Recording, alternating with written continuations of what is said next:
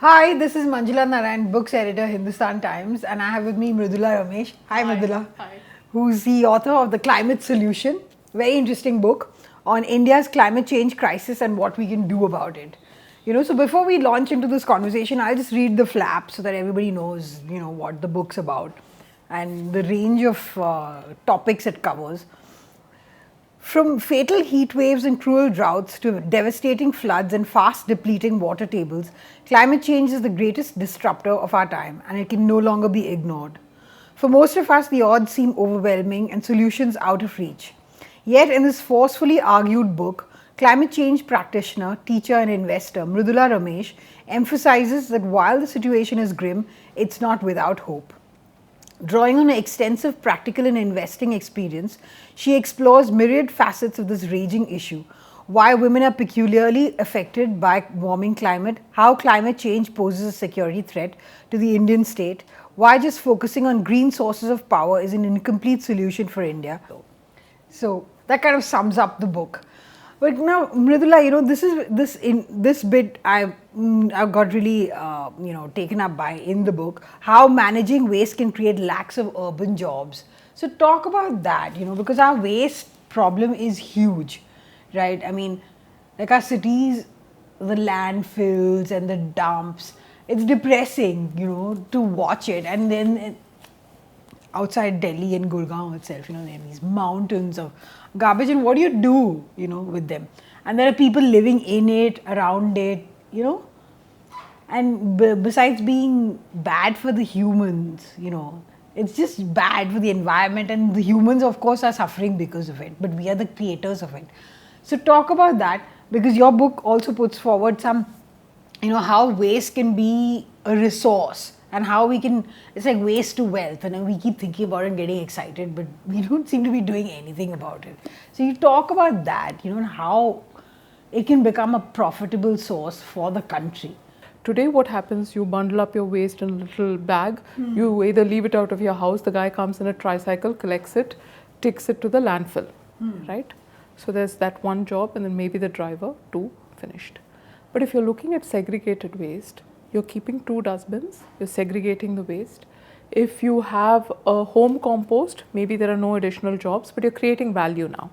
You're creating fresh fertilizer, and that becomes really important because this is organic fertilizer, not just organic as in no chemical, but organic as in made up of organic matter. And Indian soil has very low organic matter. So you're creating value out of it. Then if you look at it at apartment block level of management, if you're having a biogas plant or a compost, again you're creating value.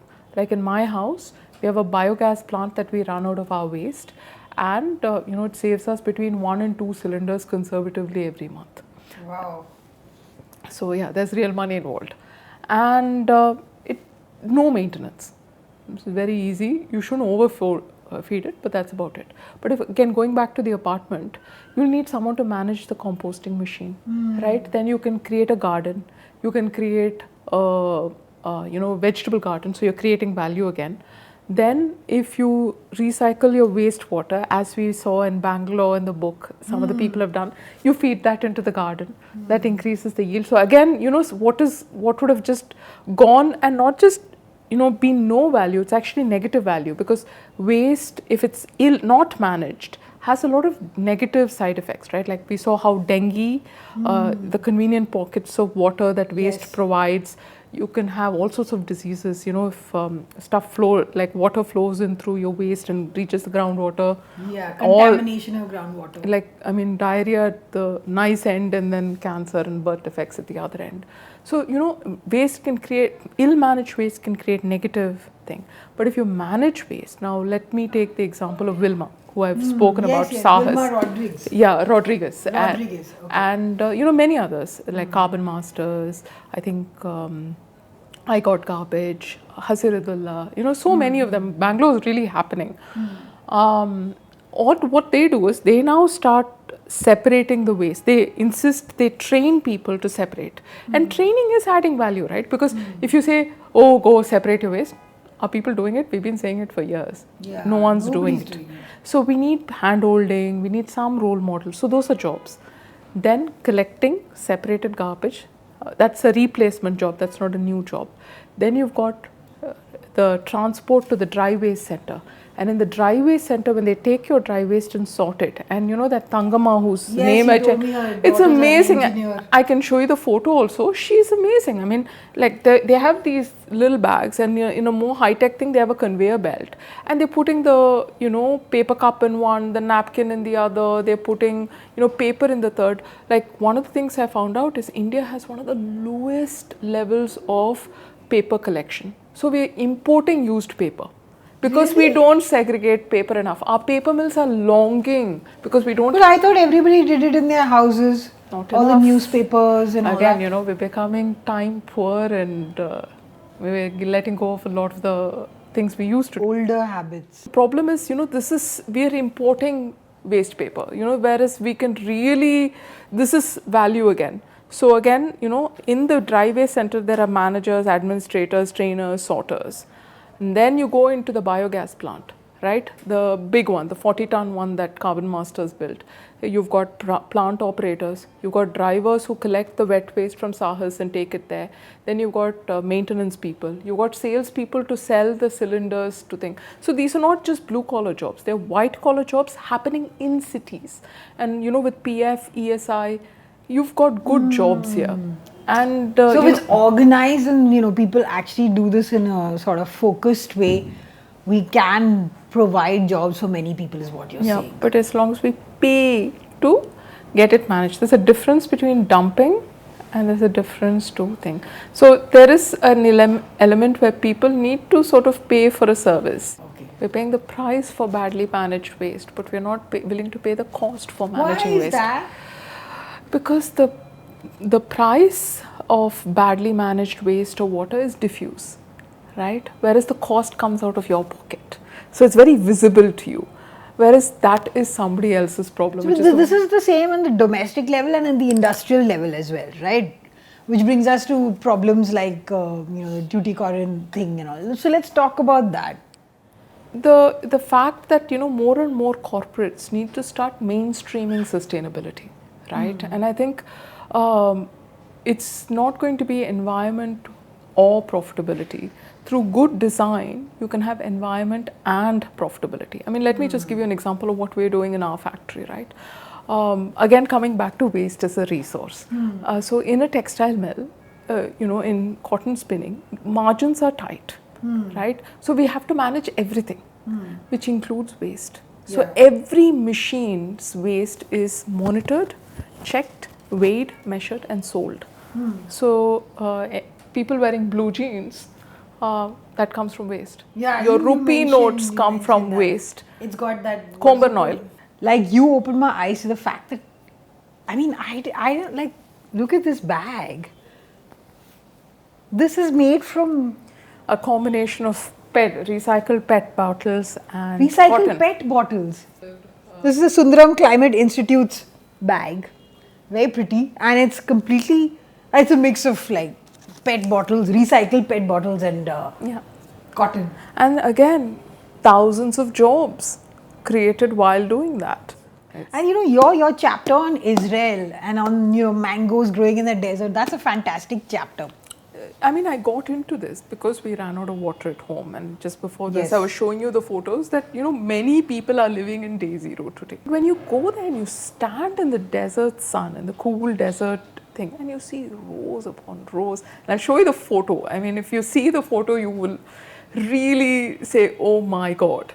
And I think that's the difference between provisioning and management. They've learned to manage what little water they have. And the philosophy goes in three ways. One is regulation. The second is the structure, the people who implement it. And third is pricing. Fourth is, I said three, but fourth definitely is philosophy and awareness and taking it to the last mile of people, closing the loop on what do you or I need to do to get this all going. About this recycled sewage, you're saying that there's a company in India which uses all their needs apartment are covered by complex. Apartment complex. Some level we are all drinking recycled sewage. It's gone through a natural cycle. They're just doing it directly. And they're making sure it's more, they do like 3 steps of filtration. But yeah, they're heroes. They're heroes. What's the name? I mean, that's TZ. what I TZ. Okay. But I have to go there and check it out. again, that's not necessary. Like agriculture takes the bulk of our water, and a lot of the agriculture is not food also. So even if you feel yuck, I don't want to use sewage water for food, don't do it. Use it for non-food items. About our psychological barrier, to doing these things, you mention it in the book, to being effective and to actually to achieve what we need. You begin the book with that, right? So why is it such a big deal for us as a nation to overcome those? I mean, this is a large question.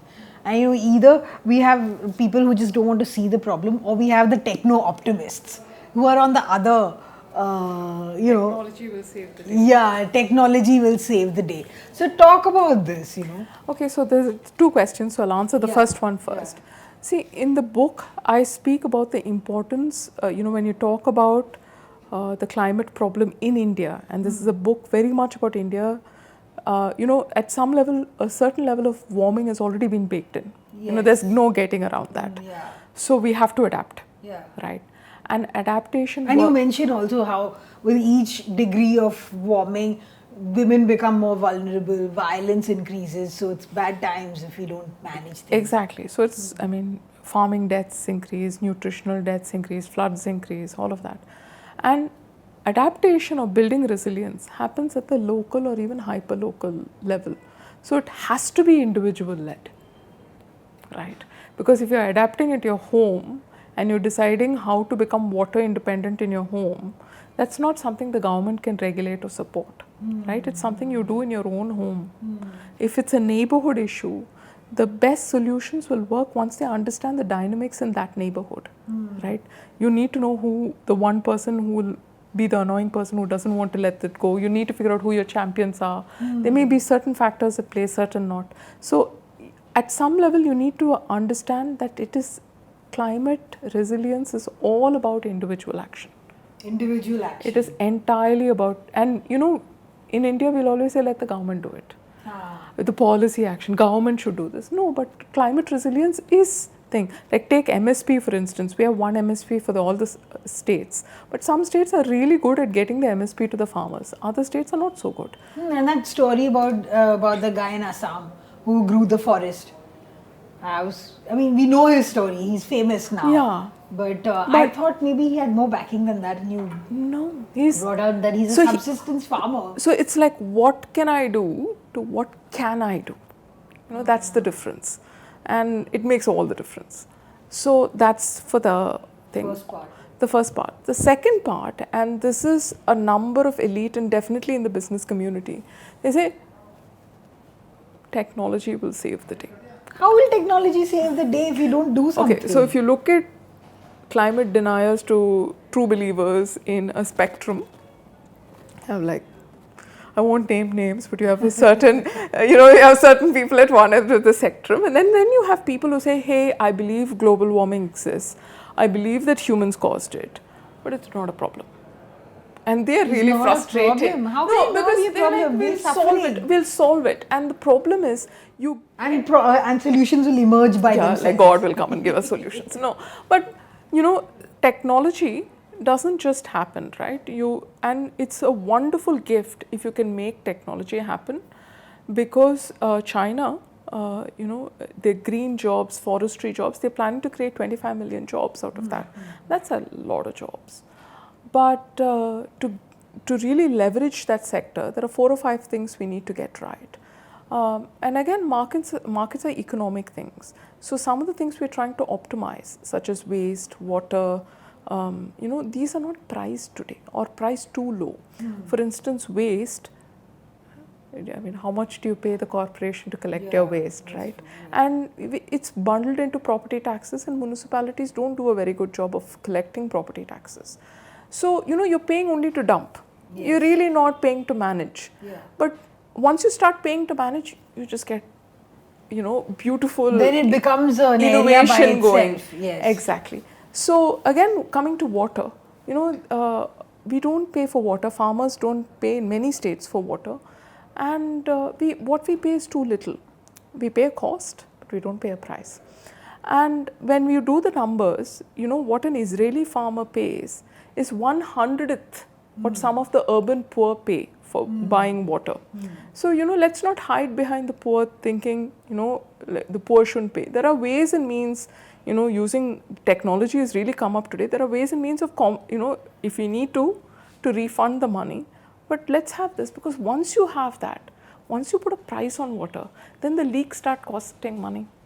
It hits your eye, right? Then you have leak sensors. I told you there is that thing about this Israeli company, slightly creepy, that studies the water usage so they can actually tell, you know, which patterns work. And if you're having a shower in the middle of the night, they're like, oh, what's going on? You know, it's a little, but that's, you know, you can have analytics in. So these are all new jobs that are being created. Those jobs don't exist today. You know, there are companies that can create water out of thin air, and I mentioned that. But, you know, that is expensive. It doesn't come for free. But if you put some nominal price for water, you know, these markets start making sense. So there's like so much to talk about and to think about, and hopefully, you know, when people who read this book, The Climate Solution, will be inspired to think more deeply about these things and to perhaps, you know, come up with solutions, you know. Yeah, it's about individual action. So. Yeah, about individual action. So, and hopefully we leave a better world for, I mean, our children. For ourselves also. For ourselves also, but I don't know, in our lifetime, I don't know whether it's going to happen, but at least in our children's lifetime, perhaps it might, you know. So go out and get this book. It's really interesting, it's thought-provoking, and it might actually spur you to do something, maybe not on a large scale, but at least within your own, you know, homes, offices, whatever. That's the best start. Yeah. So thank you so much.